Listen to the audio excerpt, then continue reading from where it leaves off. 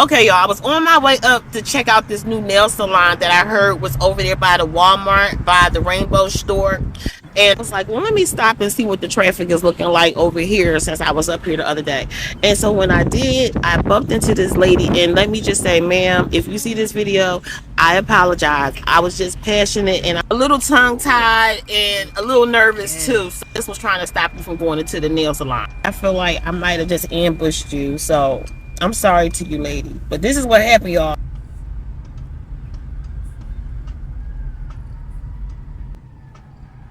Is anybody in that nail shop? Is it customers in there? How many? About 3? That's 3 too many. We on an Asian business boycott. That means food and everything. Yeah, because when they killed that boy Cyrus, that little 14-year-old black boy, yeah, the Asians came out and started talking junk about how we need them in our community. They said, who you gonna buy your liquor from? Oh no, man, we doing an Asian boycott, man. Don't go in there. We boycotting Asian businesses. We got a black nail salon right across the street. Walk-ins welcome.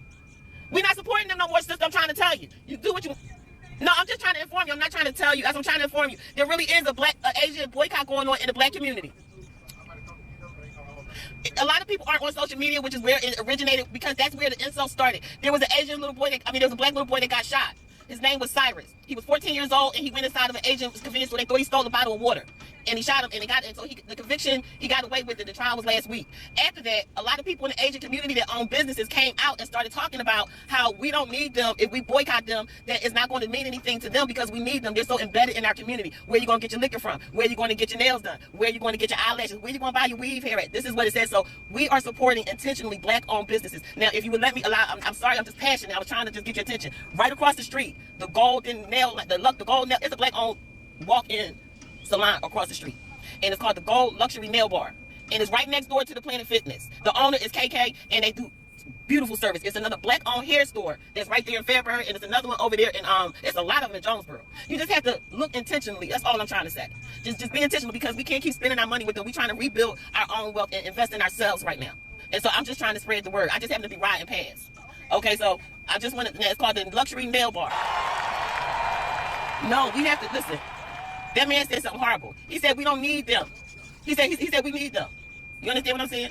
I'm not, listen. For years we've been going through this, okay? For years, they know. The black community is what feeds them, clothes them, gives them the opportunity to drive these nice cars and stuff. Nobody was listening. We wasn't even saying nothing about it. But y'all killed one of our children. No, it was in South Carolina. Happened 3 years ago. Just be aware, okay? All right.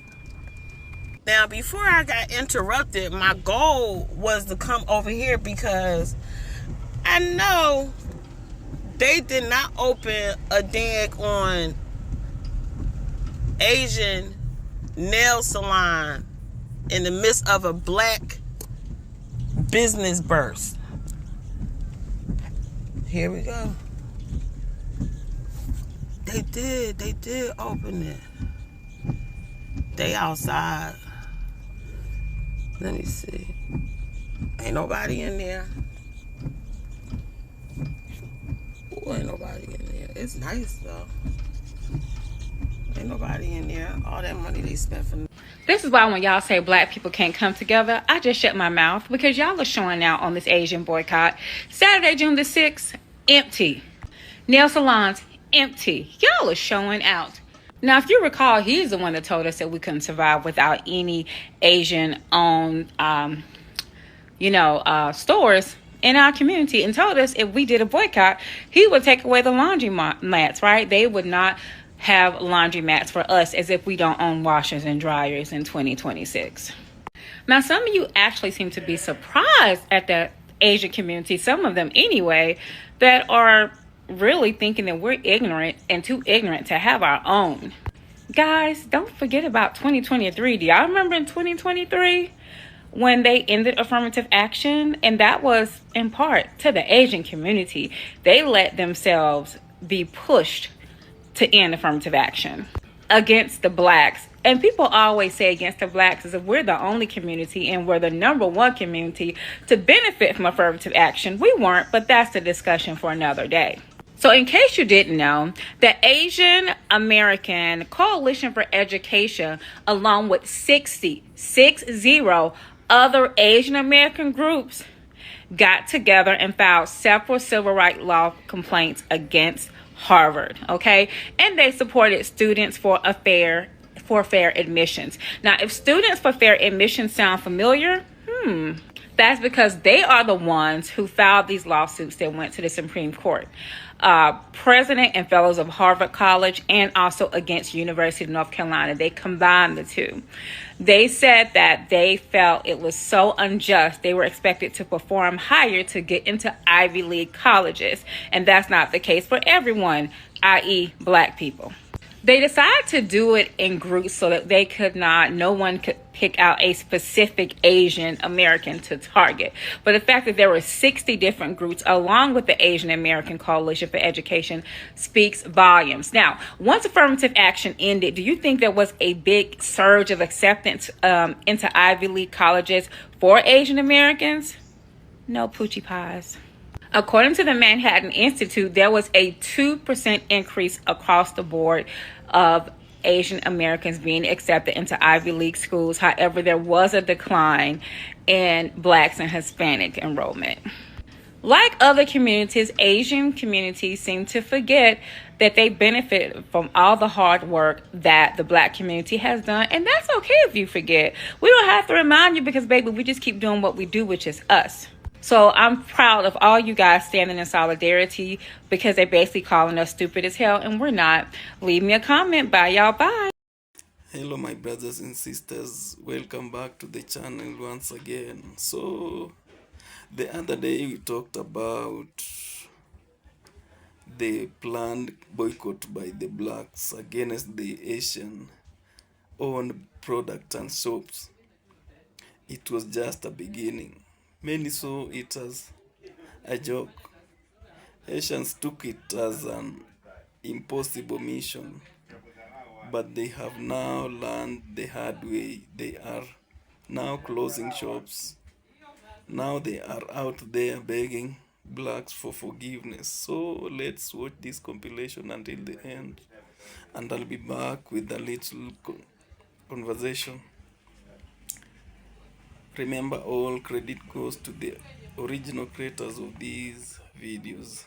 All I'm saying is that if you are Asian, before you should even be asking the question about who gets to decide who gets to boycott Asian-owned businesses, we need to be having the conversations in our own spaces about whether or not anti-Black racism needs to be addressed and have those uncomfortable conversations within our communities. Because I have been doing this for years, right? Have you been doing that? Before you decided to come online and post a video being like, oh, Black Americans are such hypocrites, which they are not. They have a right. Like, they have an absolute right because we do have rampant anti-Black racism. And before we are willing, like, we need to be willing to take accountability for that before we get to decide whether or not anybody should be boycotted. Also, it's not even our decision who gets to boycott. Our role, right? And everybody has different roles under systemic oppression, and something happens, is what can I do in solidarity instead of looking at this situation as an us versus them problem? If you're still looking at it from the lens of an us versus them problem, then you are on Rick Chow's side. And I know that people can say like, oh, well, you know what, like I have such a diverse spectrum of ideas and I see things differently. But when it comes to systemic oppression in a world that is made to be black and white, then if you are going to look at this boycotting situation as, oh, you shouldn't boycott us, why should we have to pay for the sins of this one guy? Like, that's not like the systemic playbook, right? Like when one person does harm, or even if it's a few people doing harm, right? Like, if you think about like slavery in the South, even if it was just a few people, a few families running the whole thing, okay? The systemic issue is still the fact that everybody inherited these core belief systems about certain marginalized groups of people, and we are still perpetuating these ideas, right? Like, the issue is that our ideologies are still there, right? And until we're able to address that, why are we even thinking immediately like, oh, actually, I'm going to argue about boycotting, when you should be looking at yourself in a mirror and being like, hey, I realize that I'm contributing, my community is contributing. How have I seen anti-Black racism manifest in Asian spaces? Like, why are these conversations so difficult to have? I don't know. But they need to be had, right? They exist. They exist. People are doing it, some people are not.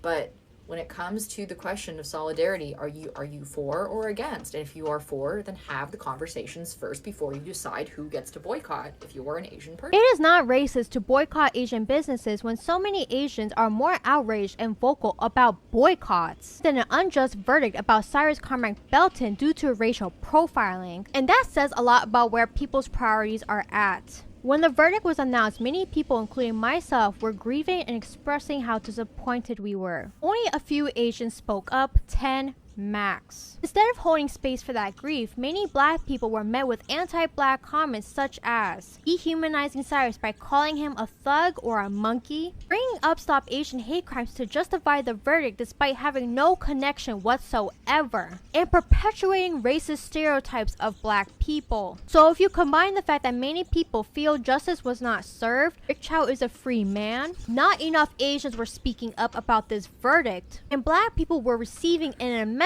amount of anti-Black comments while simply grieving this tragedy, what did you expect the reaction to be? I am pissed off that so many of you lack empathy and humanity, to the point your response is anti-Black rhetoric and ignorance instead of accountability. And our community doesn't consistently call out anti-Blackness. When we don't make our spaces safe for Black people, and when we continue to dogpile Black people while expecting their support whenever it's convenient for us, why are you shocked that Black people are frustrated with our community? A lot of you are more concerned about Black dollars than Black lives, more concerned about businesses than Black children who are harmed, lose their lives, and are failed by the very systems that are supposed to protect them. Boycotting Asian businesses is a consequence of anti-Blackness. It is up to us as a community to confront it instead of pretending it doesn't exist. This is exactly why the Asian community needs to have more conversations about unpacking anti-Blackness and understanding why racial profiling another person of color, especially from the Black community, is dangerous. Because when someone walks into your establishment, your first thought should not be racist stereotypes attached to the color of their skin. Your first thought should be that they are a customer and a human being. And if we can't even do that much, then we shouldn't be surprised when people keep calling out anti-Blackness within our community. So I don't give a rat's ass what any of you have called me these past few months. Self-hating, anti-Asian, pandering to the Black community. I really don't give a fuck. My priorities will always be with humanity, accountability, and justice. If you truly care about solidarity between our communities, you will spend less time complaining about a boycott and more time confronting the anti-Blackness to help create this situation in the first place. This Cracker Jack right here, he was talking to y'all. He wasn't talking to me. He wasn't talking to me either. When you need to wash your clothes, Black on. When you need to wipe your ass, Black on. When you need to throw your shit away, Black on. This is Freedom Paper Company. You need a purse, Black owned. You need some candles, Black owned. Black owned. Refresh your scalp oil, Black owned. Black owned. Body oil, Black owned. Jewelry, Black owned. Room spray, Black owned. Wash your ass again, Black owned. Body butter, Black owned. Deodorant, Black owned. Soap, Black owned. When you want to cook, seasonings, Black owned. Hey, my spiritual sisters, here are my oracle cards, Black owned. Hair moisturizer, Black owned. Conditioner, Black owned. Edge control, Black owned. Bedroom candy, Black owned. Shower net, Black owned. I don't know if this is Black owned, but I bought it from a Black woman. Even my dresses, Black owned. Black owned. Man, what? Like, this is crazy. Oh, yeah. I did it like, it hadn't been there that long, but I came up here the other day and stood across the street and got some shots. This is crazy. Awesome. Like, how Yeah. bold could you I be? know. You wouldn't think it. It's like I didn't even see it. I saw somebody else out here standing up here looking at it. I was walking down that sidewalk over there. And I was like, It's like premeditated because it's like we just got the verdict from the Cyrus Yeah. the Cyrus Carmack Belton There's no way you could have done that. And that there, you guys, is the prime reason why we need to stand firm in what it is we're doing when it comes to these Asian businesses that are within our communities. This type of shit right here. They don't care. They don't care. They're only in an uproar right now is because they see that their shit is about to blow up. They see the money coming out of their community left and right. They can see it happening. They know that they are too dependent on the black dollar for their businesses to thrive, for their businesses to sustain. That's why they're so outraged with knowing that we are doing a ban of their businesses. Because it's not even a boycott. We're not even doing boycott no more. So let's take boycott out of our vocabulary right now. This is a ban. And a ban means we will be no longer engaging with any of their businesses that are within our communities. Any of them. This is the shit right here that tells us they could care less about anything that's going on in society surrounding their community. Because how do we have a business that feels okay to have such a image on the window of their establishment? On the window of their establishment. Like, this shit is bold as fuck. North Carolina, who owns this business? Who owns this business, North Carolina? We need to know who owns this business. Drop it in the comments if you know who is the owner of this business. We need to have a conversation. We need to understand what was your intention with this? Because I don't want to hear no shit about it's a joke. It's a play on a movie. I think it's a play on Don't Be a Menace to Society, one of the parodies movies by the Wayans brothers. I believe that's where that comes from. Yeah, y'all don't get to play with us like that. None of y'all get to play with us like that. See, y'all have gotten too comfortable. And we've allowed y'all to get too comfortable. We've allowed y'all to get too comfortable thinking that y'all can play with us because we put it in our music. We put certain things in our music. The imagery that we depict in movies, etc. Y'all think because y'all can consume it, that y'all can cosplay and act like you about that life. Yeah, y'all, even as a black community, we need to be careful at the type of imagery that we're putting out here. Because then we encounter bullshit like this, and they're gonna easily have a way out or a excuse. They're gonna be excused. Their apology is gonna be riddled with, I had a lapse in judgment. I've consumed this type of, I've supported the black community. I've seen this movie. I've seen that movie. I've purchased the music. I paid to go to concerts. Because we let them in too freely. We let them into our spaces too freely. That this is the type of thanks that we get. A fucking slap in the face. This is wild. This is insane. If you're in North Carolina, Greensboro, North Carolina to be exact, who owns this business?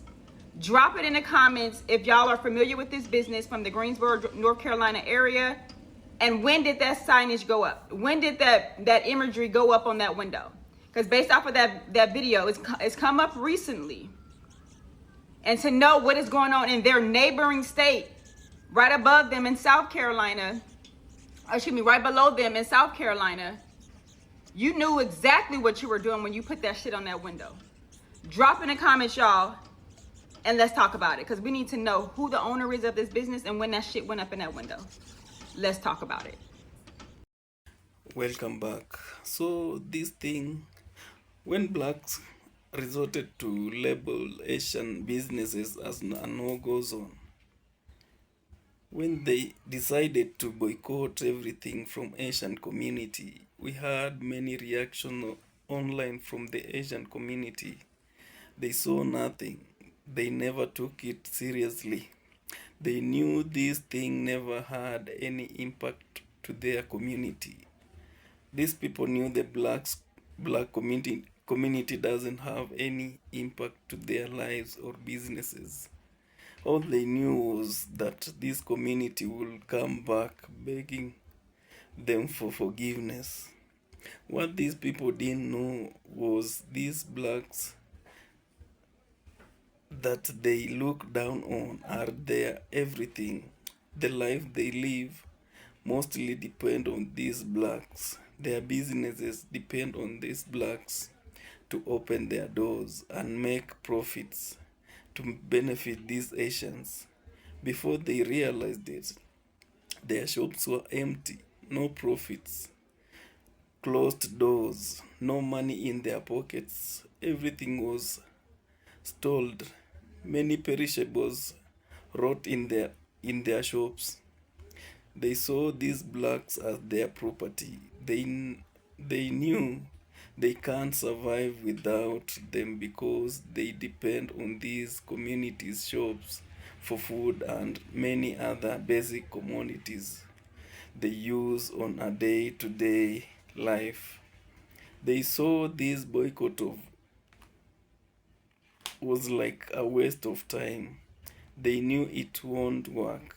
They knew without these blacks going to their businesses, there will be no life for them to live. But now, after learning the hard way, they are now all over making excuses, blaming one another for causing this boycott. They are coming out to apologize to the blacks, a thing that they never knew would work. They are out there with all manner of speeches, from blame, accusations to finger pointing. Now they feel the pinch. They have come to their minds, but they have done that too late because these blacks are never